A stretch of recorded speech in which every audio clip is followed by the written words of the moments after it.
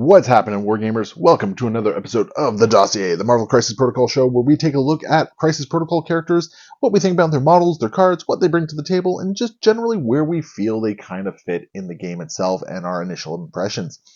Remember, this show itself is not meant to be a full-on review of the character. It's meant to be sort of a snapshot, kind of get you talking about it. There's lots of great discussions online that you can go and get involved with as well if you want to learn more about these characters. And of course, these shows can't happen without the wonderful support of everyone over at the Patreon, patreon.com/AegisBrandStudios. Just a couple bucks a month keeps the lights on, keeps the content current, and allows me to justify more time towards this sort of content and more battle reports. So thank you all for everyone who is a patron, and of course, thank you all for liking, commenting, and subscribing to this channel as well. It helps the algorithm and gets the channel out there. Today we're taking a look at a very much a fan favorite character, and that is Nightcrawler. So a lot of people were really excited when Nightcrawler got announced here, and for good reasons. First off, this model looks great. The pink smoke, basically the BAMF smoke, looks really solid. He had options for both swords and no swords on his model. He also had the option of putting a big old BAMF along the front there. I opted not to do it. That was just my own opinion. Some people might agree, some people won't. But overall, it was really good. One complaint I do have, and I think this is just more a complaint in general with some superhero things. There's not a lot of texture going on with this suit. Basically, it's a skin tight spandex suit with the musculature being the only real bits of details. There's no belts, no bobs, or anything like that. So unfortunately, I find painting them it felt a little one note.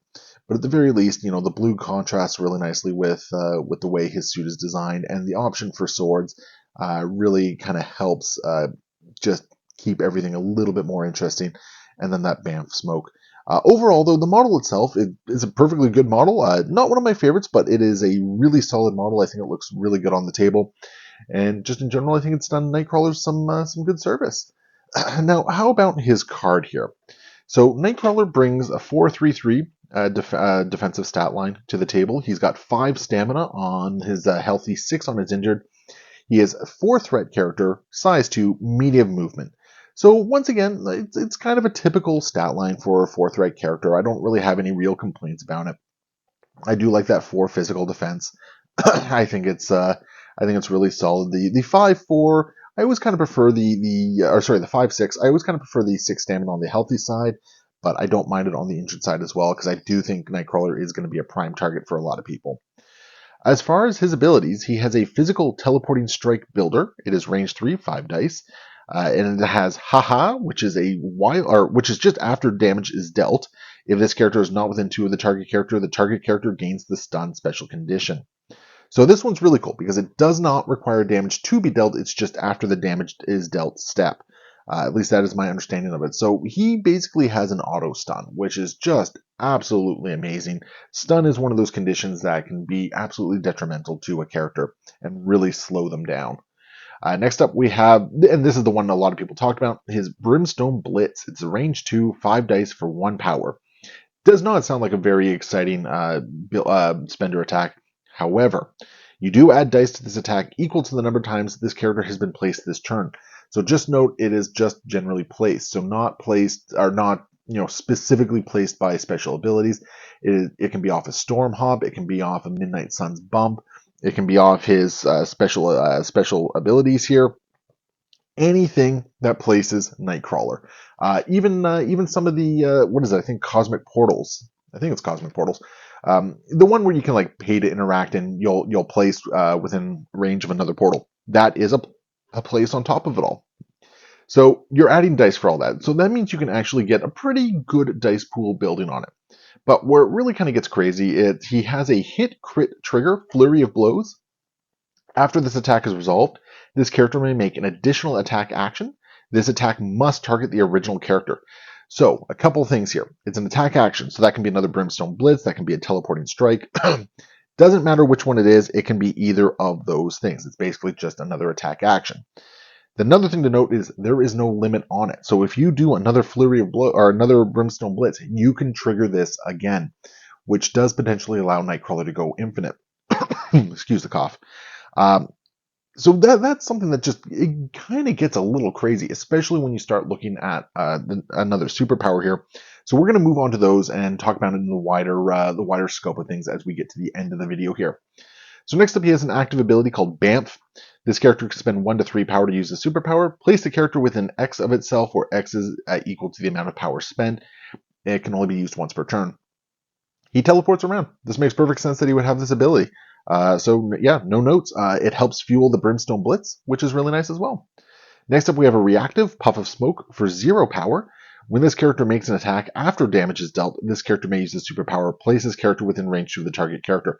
So once again, it doesn't actually require damage to be dealt, it is just after the damage dealt stage. Because it doesn't say if damage is dealt, it just says after damage is dealt. It is free, and this fuels Brimstone Blitz. This is where the Brimstone Blitz triggers really kind of get crazy. Because if you happen to do any damage, or well, if you happen to get that trigger off, you're placing, you're doing another attack, and you've just added another die to your potential ability to get those triggers off.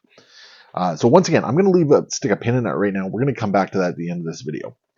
Next up, we have acrobatics, sorry, I probably got that wrong, for 2 power.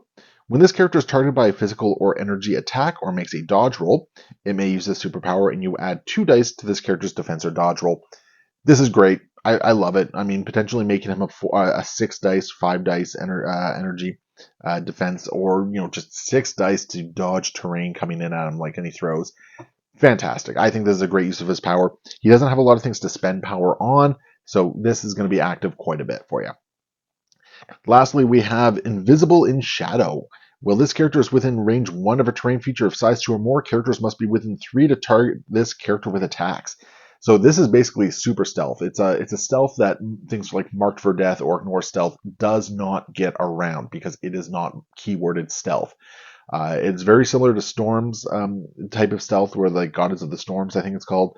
This is really cool. You always want to be hugging that terrain to make them very hard to target. It allows him to really get around and kind of pick your battles, which is really cool. And then, of course, we have Wallcrawler, which is just his last little ability there. So that's his card. He does also come with a tactics card called Mass Transit. This is an unaffiliated card. It is an active action card, so it takes one of Nightcrawler's actions.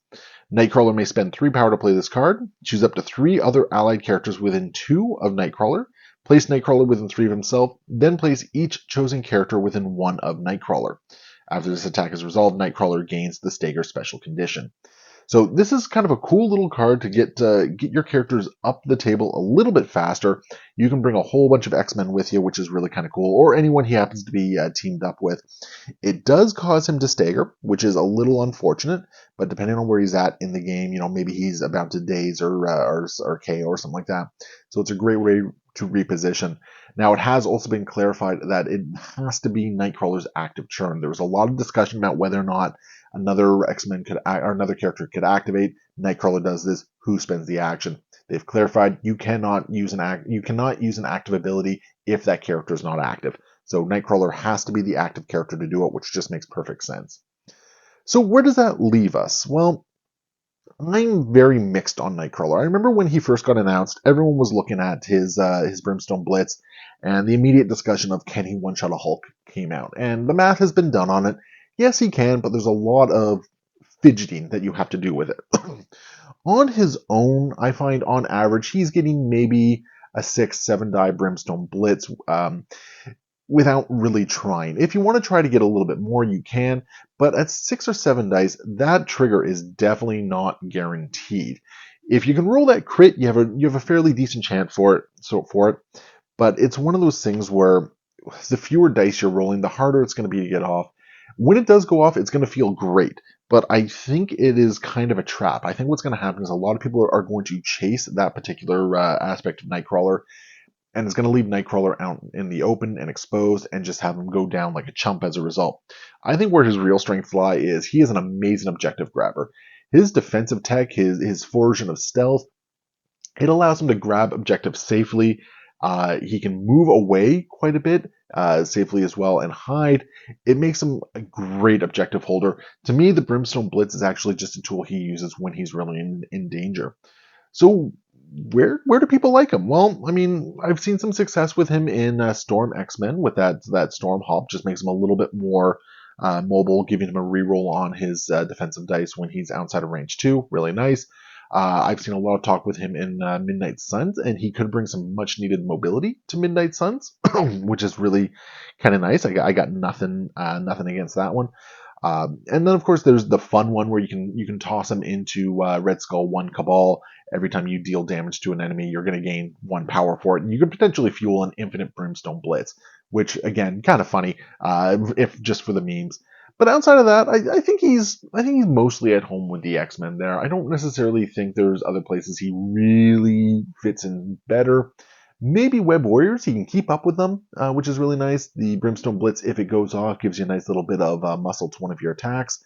But yeah, so that's kind of Nightcrawler.